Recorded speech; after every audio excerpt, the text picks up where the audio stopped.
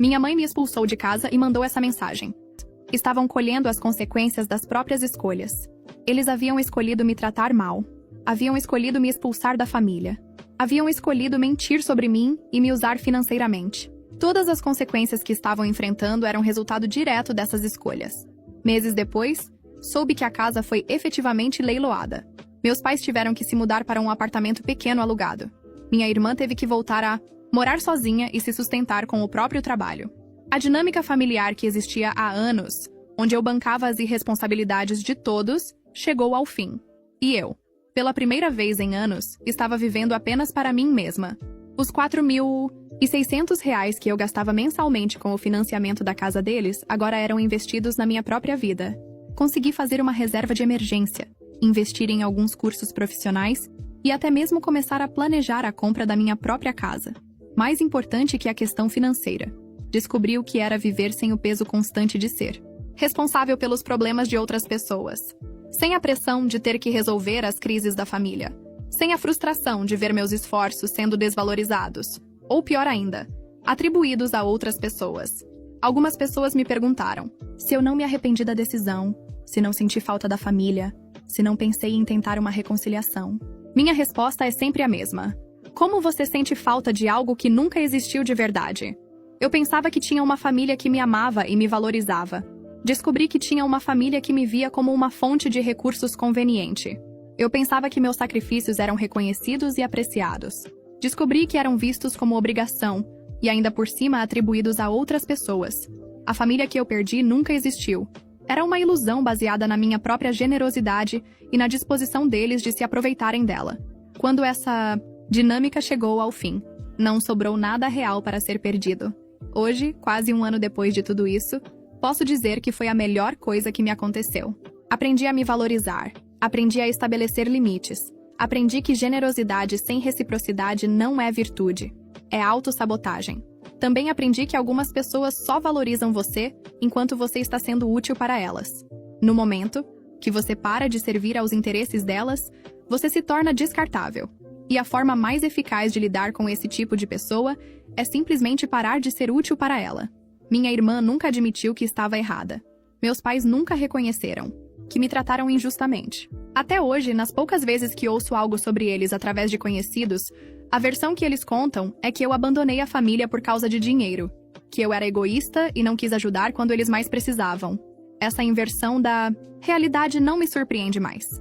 Pessoas que se aproveitam dos outros raramente admitem seus erros. É mais fácil culpar a vítima do que reconhecer o próprio comportamento parasitário. É mais confortável se fazer de coitado do que assumir a responsabilidade pelas próprias escolhas. Mas a verdade sempre vem à tona, mais cedo ou mais tarde. E no meu caso, veio de forma bem pública e definitiva. Hoje, qualquer pessoa que queira saber a real história do que aconteceu pode encontrar todas as provas e evidências que eu tornei públicas. Esta experiência me ensinou que família não é quem divide o mesmo sangue com você. Família é quem te trata com respeito, reconhece seus esforços, te apoia nos momentos difíceis e te valoriza pelo que você é, não pelo que você pode oferecer. Hoje tenho uma família escolhida, formada por amigos verdadeiros que estiveram ao meu lado durante toda essa situação. Pessoas que me apoiaram quando descobriram a verdade, que me deram força para seguir em frente, que celebraram comigo quando eu finalmente me libertei daquela dinâmica tóxica. Se você está lendo isso e se identificou com alguma parte da minha história, saiba que não é obrigado a aceitar ser tratado mal por ninguém, nem mesmo pela família. Generosidade é uma virtude, mas se aproveitar da generosidade dos outros é um vício. E você não é responsável por alimentar os vícios de ninguém. Às vezes, a maior vingança não é fazer algo contra quem te prejudicou, é simplesmente parar de fazer algo por eles.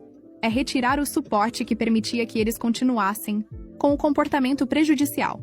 É deixar que enfrentem as consequências naturais de suas próprias escolhas. No meu caso, eu não destruí minha família. Eu apenas parei de sustentá-la financeiramente.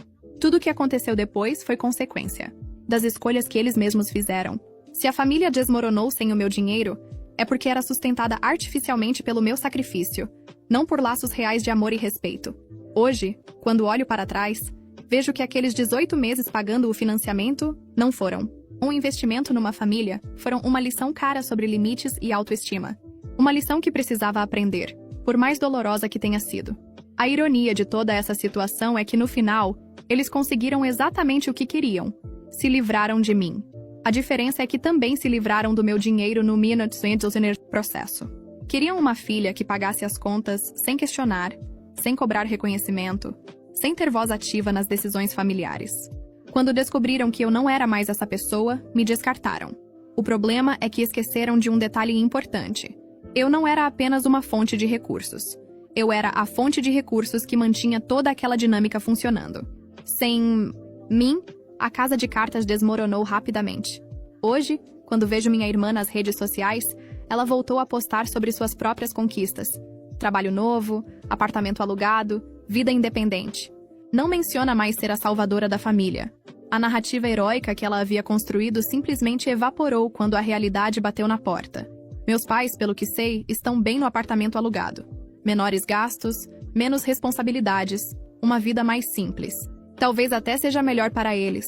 Sem a pressão de manter uma casa grande que sempre foi grande demais para suas possibilidades financeiras reais. E eu aprendi a viver sem o peso de ser a filha responsável por todos. Descobri que posso ser generosa e solidária sem ser explorada. Que posso ajudar pessoas que realmente precisam, que reconhecem e valorizam a ajuda, que não veem minha generosidade como obrigação. O mais importante, aprendi que estabelecer limites não é egoísmo. É autopreservação. É ter respeito próprio suficiente para não aceitar ser tratada como capacho emocional e financeiro.